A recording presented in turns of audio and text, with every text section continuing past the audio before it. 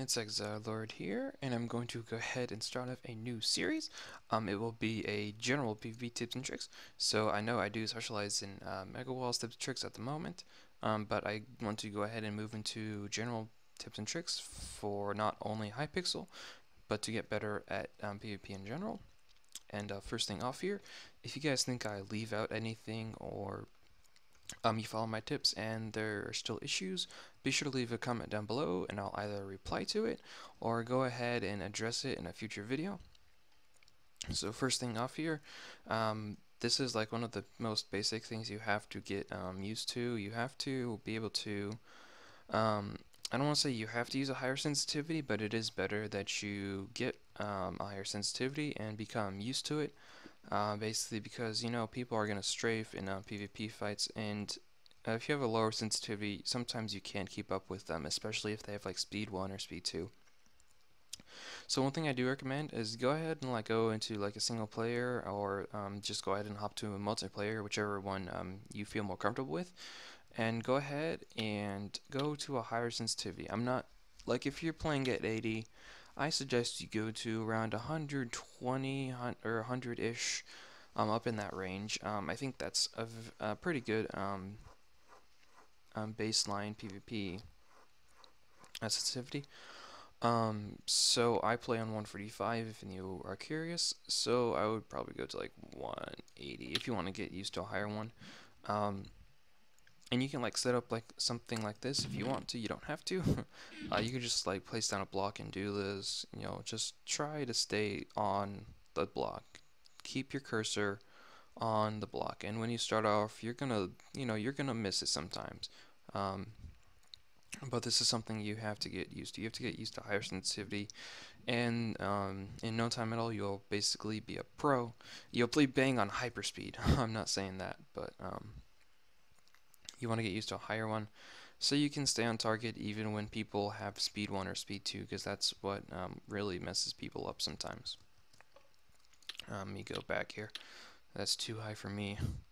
140, there we go. Alright, and if you want to, you know, if you're like, well, Exile, people move when they fight. Alright, I get you. You can set up a little pen like this and put a passive mob in here. They just come up in here, punch them, and when they run, come on, run. You know, just, he's not fast enough. You can add speed to it as well to help practice fighting speed. So if you punch them, you want to... Sheep, come on now. Come on, sheep. Sheep. There you go. You punch them, and when they run around, just try to stay on track. Even if you're moving, you know, try to move around, stay on track. This will definitely make you a better PvPer, because you're able to strafe people even if they do have speed. And when you have speed, you'll just be able to, you know, stay on lock, and you'll be able just to keep hitting them, and you'll be called a killer or a hacker. And another thing I do recommend is changing your drop key. It defaults at Q, but you know, sometimes that's right next to your W key. And if you're fighting them and you accidentally press Q, well, look at that. You drop your sword and you die. You're dead, kiddo. So, I do recommend that you change that. Personally, I put mine on a V, because that's totally like out of the way. You don't press on accident ever. Oh, excuse me. So you definitely want to change that. It's not, you know, required, but it is pretty helpful, especially if you don't have kit items like they do in Mega Walls. And the last thing here I'm going to cover in this beginner tutorial is you definitely want to get a PvP resource pack. Now, if you don't have one, basically if you get hit with a fire aspect sword, or you get hit with a blaze in Mega Walls, your screen is going to totally, you know, you can't see half your screen, and that's very bad in a PvP situation. You go up to them, I can't really shorten this, never mind. So you definitely want to find one, and it also decreases the length of the sword so that it's not so obstructive. I mean, this isn't very obstructive, but it can take away your focus and on your fight. So if you have one, mine will be in the description below.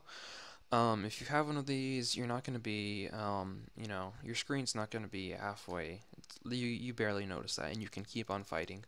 And your sword will be shorter, so you're able to focus on your target more than you could with the default pack. And that is basically all for this beginner tutorial. This is just the things that you absolutely have to, not absolutely have to have, but this is very highly recommended by me. So be sure to try these things out, and if they do help you, be sure to leave a like, and stick around for future and more in-depth tutorials, and I'll see you guys later.